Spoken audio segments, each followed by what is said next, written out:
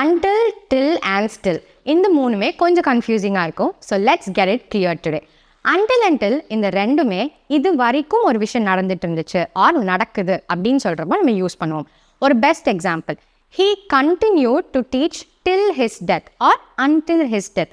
அதாவது அவரோட கடைசி வாழ்நாள் வரைக்குமே அவர் எல்லாத்துக்கும் சொல்லி கொடுத்துட்டு இருந்தாரு அப்படிங்கிறது எங்கள் மீனிங். இங்கே டில்லும் யூஸ் பண்ணலாம், அன்டிலும் யூஸ் பண்ணலாம், பெருசாக ஒன்றும் மீனிங் மாறாது.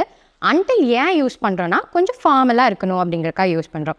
செகண்ட் சென்டென்ஸ் பார்த்தீங்கன்னா she slept till 10 AM. அதாவது அவள் 10 மணி வரைக்கும் தூங்கிட்டு இருந்தா அப்படிங்கிற இடத்துல நம்ம till ஆர் அன்டில் யூஸ் பண்ணலாம். ஸோ ஸ்டில் பார்த்தீங்கன்னா டோட்டலாக டிஃப்ரெண்ட் மீனிங். ஃபார் எக்ஸாம்பிள், நான் இப்போ இங்கே ஒர்க் பண்ணுறேன்னு உங்களுக்கு தெரியும். அதே பாஸ்டில் ஸ்டார்ட் ஆகி இன்னும் கண்டினியூ ஆகிட்டுருக்கு இந்த விஷயம் அப்படிங்கிறப்ப நம்ம ஸ்டில் யூஸ் பண்ணலாம். For example, I you still working here. Is the show still going on? அது இன்னும் நடந்துட்டுருக்கா அப்படின்னு கேட்குறப்போ நம்ம இது யூஸ் பண்ணுவோம்.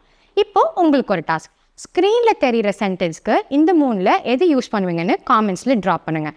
மறுபடியும் சொல்கிறேன், இது வரைக்கும் நடந்துட்டுருக்கு ஒரு விஷயம், ஒரு பர்டிகுலர் டைம் வரைக்கும், குறிப்பிட்ட நேரம் வரைக்கும் நடக்குதுன்னா until ஆர் till யூஸ் பண்ணணும். இன்னும் நடக்குதா அப்படின்னு கேட்குறப்போ நம்ம ஸ்டில் யூஸ் பண்ணோம். ஸோ இந்த வீடியோ உங்களுக்கு யூஸ்ஃபுல்லாக இருந்துச்சுன்னா சேவ் பண்ணிவிட்டு ஷேர் பண்ணுங்கள். Anglophone, your phone is your English teacher.